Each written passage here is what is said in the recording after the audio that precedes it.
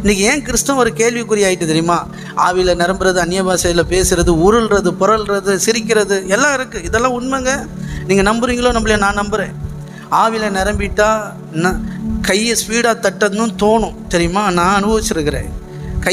நம்ம கையை கண்ட்ரோல் பண்ண முடியாது. எங்கே போகிறேன்னு வடிவல் சொன்ன மாதிரி கையை நிப்பாட்ட முடியாது. நான் அப்படி அனுபவிச்சிருக்கிறேன். ஆவியில் நிரப்பும் போது நம்ம இப்படி பிடிச்சி வைப்பேன், நடக்காது.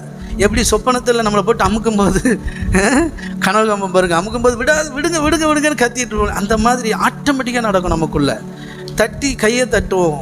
உருண்டிருக்கேன் நான், அட்டி பட்டாலும் வலிக்காது, ஒன்றுமே செய்யாது. உருண்டிருக்கிறேன், புரண்டிருக்கிறேன். சரிங்களா? எங்கள் சர்ச்சில் அப்படிலாம் ஆவியில் நிரப்பப்பட்டிருக்கிறோம். சரிங்களா? சில நேரம் அழுக வரும். ஆவியானவர் இருதயத்தில் நிரப்பிட்டாருன்னா அழுதுகிட்டே இருப்பேன். ஏதா ஃபீலிங்ஸாக இருக்கும். என்ன ஆண்டவரை உங்களை புரிஞ்சிக்காமல் இருந்துட்டேன்னு, இப்படியெல்லாம் முட்டாப்பையெல்லாம் இருந்திருக்கிறேனேன்னு அழுக வரும். பல நினைவுகள் வரும், அழுக வரும். சில நேரங்களில் அப்படியே ஒரே சந்தோஷமாக இருக்கும், சிரிப்பு வரும். இப்படிலாம் இருக்குங்க.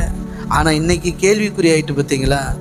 இன்றைக்கி ஆவியில் நிரம்புறதெல்லாம் பார்த்தீங்கன்னா கேள்விக்குரிய. ஏன் தெரியுமா? ஆவியில் அபிஷேகம் பெற்று நிரம்புறவங்களுடைய வாழ்க்கை சரி கிடையாது.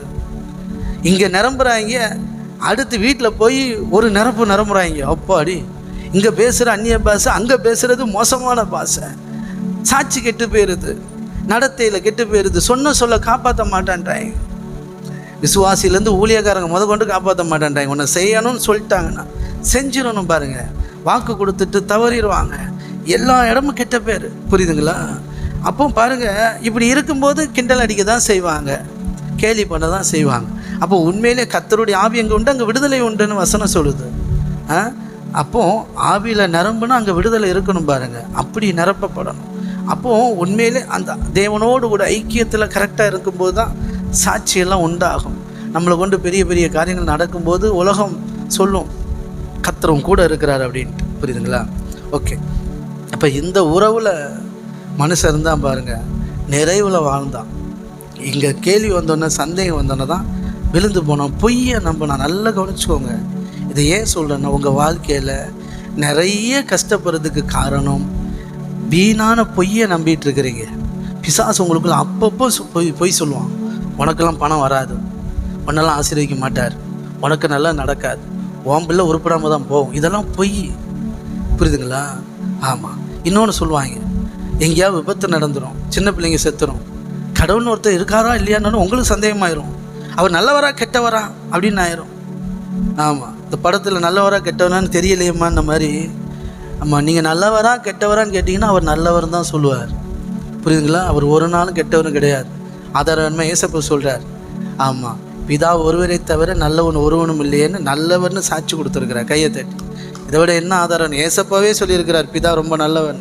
பிதா நல்லவர்னா குமாரன் நல்லவர், குமாரன் நல்லவர்னா பரிசுத்த ஆவியானவர் நல்லவர். நம்முடைய தேவன் நல்லவர்.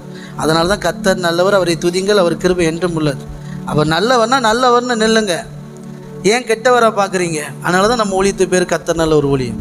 அவர் நல்லவர் தான். யார் சொன்னாலும் நம்பக்கூடாது. ஏசையா சொல்லட்டும், எவன் சொன்னானே? ஏசையாவான எரேமியாவாக இருந்தானே, கர்த்தர் அடித்தார், கொன்னார், தண்டித்தார்னா நம்பாதே.